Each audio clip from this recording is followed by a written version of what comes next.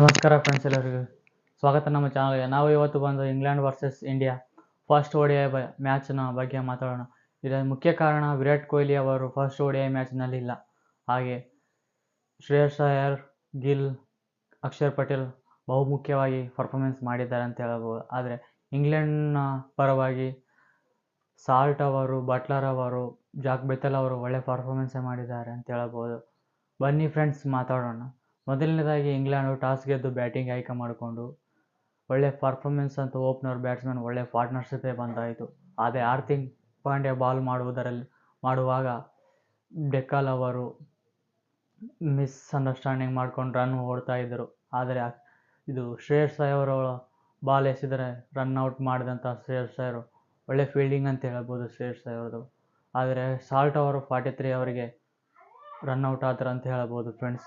ಆದರೆ ಭಾಳಷ್ಟು ಒಳ್ಳೆ ಪರ್ಫಾರ್ಮೆನ್ಸ್ ಅಂತ ನೀಡಬಹುದು. ತದನಂತರ ವಿಕೆಟ್ ಬೀಳ್ತಾ ಹೋದವು. ಆದರೆ ಕೊನೆಯದಾಗಿ ನಮ್ಮ ಜೋಶ್ ಬಟ್ಲರ್, ಜಾಕ್ ಬೆಥೆಲ್ ಅವರು ಒಳ್ಳೆ ಪರ್ಫಾರ್ಮೆನ್ಸ್ ಅಂತ ಹೇಳ್ಬೋದು. ತಲಾ ಹಾಫ್ ಸೆಂಚುರಿಯನ್ನು ಬಾರಿಸಿದ್ದಾರೆ ಜಾಕ್ ಬೆಥೆಲ್, ಜೋಶ್ ಬಟ್ಲರ್ ಅವರು ಮೊದಲನೇದಾಗಿ ನಮ್ಮ ಟೀಮ್ ಇಂಡಿಯಾದಲ್ಲಿ ಹಾಫ್ ಸೆಂಚುರಿಯನ್ನು ಬಾರಿಸಿದೆ ಅಂತ ಹೇಳ್ಬೋದು ಫ್ರೆಂಡ್ಸ್. ಅವರು ಇಷ್ಟು ODI ಮ್ಯಾಚ್ನಲ್ಲಿ ಒಂದು ಹಾಫ್ ಸೆಂಚುರಿ ಮಾಡಿಲ್ಲ ಅಂತ ಹೇಳ್ಬೋದು ನಮ್ಮ ಟೀಮ್ ಇಂಡಿಯಾದಲ್ಲಿ. ಆದರೆ ಮೊದಲನೇದಾಗಿ ಹಾಫ್ ಸೆಂಚುರಿ ಮಾಡ್ಕೊಂಡಿದ್ದಾರೆ. ಆದರೆ ಜಾಕ್ ಬೆಥೆಲ್ ಅವರು ಎರಡನೇ ODI ಕೆರಿಯರ್ನಲ್ಲಿ ಎರಡನೇ ಹಾಫ್ ಸೆಂಚುರಿ ಅಂತ ಹೇಳ್ಬೋದು. ಒಳ್ಳೆ ಪರ್ಫಾರ್ಮೆನ್ಸೇ ಮಾಡಿದ್ದಾರೆ ಅಂತ ಹೇಳ್ಬೋದು ಫ್ರೆಂಡ್ಸ್. ಟೋಟಲಿಯಾಗಿ ಇಂಗ್ಲೆಂಡ್ ಅವರ ಆಲ್ಔಟ್ ಆದ ಬಳಿಕ 248 ರನ್ಗೆ ಆಲ್ಔಟ್ ಆದರು ಅಂತ ಹೇಳ್ಬೋದು ಫ್ರೆಂಡ್ಸ್.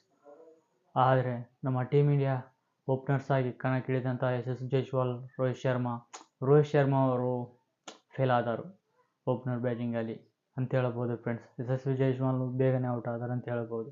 ಆದರೆ ಶುಭ್ಮನ್ ಗಿಲ್ ಮತ್ತು ಶ್ರೇಯಸ್ ಅಯ್ಯರ್ ಒಳ್ಳೆ ಆಟ ಅಂತ ಹೇಳ್ಬೋದು ಫ್ರೆಂಡ್ಸ್. ಯಾಕಂದರೆ ಶ್ರೇಯಸ್ ಅಯ್ಯರು, ಶುಭ್ಮನ್ ಗಿಲ್ ಒಳ್ಳೆ ಪಾರ್ಟ್ನರ್ಶಿಪ್ ನಡೆಸಿದ್ದಾರೆ ಅಂತ ಹೇಳ್ಬೋದು. ಆದರೆ ಶ್ರೇಯಸ್ ಅಯ್ಯರ್ ಬಂದ ಕೂಡಲೇ ಬಾರಿಸಿದರು, ಅರ್ಧ ಶತಕ ಬೇಗನೆ 30 ಬಾಲಲ್ಲಿ ಅರ್ಧ ಶತಕ ಸಿಡಿಸ್ಕೊಂಡಿದ್ರು. ಆದರೆ ಶ್ರೇಯಸ್ ಅಯ್ಯರ್ ಬಾರಿಸ್ತಾ ಇದ್ದರಿಂದ ಶುಭ್ಮನ್ ಗಿಲ್ ಅವರು ಸಪೋರ್ಟ್ ಮಾಡ್ತಾ ಸಿಂಗಲ್ ಅವ್ರಿಗೆ ಸ್ಟ್ರೈಕ್ ರೊಟೇಟ್ ಮಾಡ್ತಾ ಇದ್ದಾರೆ ಅಂತ ಹೇಳ್ಬೋದು ಫ್ರೆಂಡ್ಸ್. ಯಾಕಂದರೆ ಶ್ರೇಯಸ್ ಅಯ್ಯರ್ 59ಗೆ ಔಟ್ ಆದರು ಅಂತ ಹೇಳ್ಬೋದು. ಆದರೆ ಬಳಿಕ ಶುಭ್ಮನ್ ಗಿಲ್ ಅವರು ಒಳ್ಳೆ ಪರ್ಫಾರ್ಮೆನ್ಸ್ 87 ರನ್ ಹೊಡೆದು ಅವರು ಔಟ್ ಆದರು ಅಂತ ಹೇಳ್ಬೋದು. ತದನಂತರ ಶುಭ್ಮನ್ ಗಿಲ್ ಮತ್ತು ಅಕ್ಷರ್ ಪಟೇಲ್ ಅವರಿಬ್ಬರ ನಡುವೆ 100 ಪಾರ್ಟ್ನರ್ಶಿಪ್ ನಡೆಯುತ್ತೆ ಅಂತ ಹೇಳ್ಬೋದು ಫ್ರೆಂಡ್ಸ್.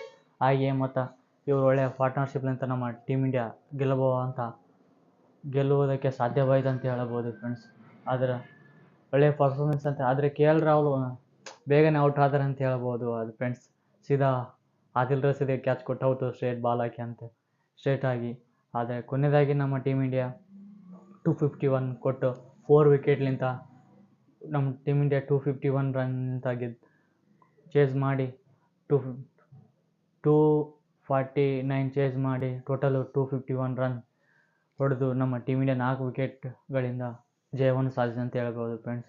ಅತಿ ಮುಖ್ಯವಾಗಿ ನಮ್ಮ ವಿರಾಟ್ ಕೊಹ್ಲಿ ಏತಕ್ಕೆ ಈ ಫಸ್ಟ್ ODI ಮ್ಯಾಚ್ನಲ್ಲಿಲ್ಲಪ್ಪ ಅಂದರೆ ಅವರು ಮೊಣಕಾಲು ನೋವುದರಿಂದ ಕಾರಣದಿಂದ ಅವರು ಈ ಫಸ್ಟ್ ODI ಮ್ಯಾಚ್ನಲ್ಲಿ ಇಲ್ಲ ಅಂತ ಹೇಳ್ಬೋದು ಫ್ರೆಂಡ್ಸ್.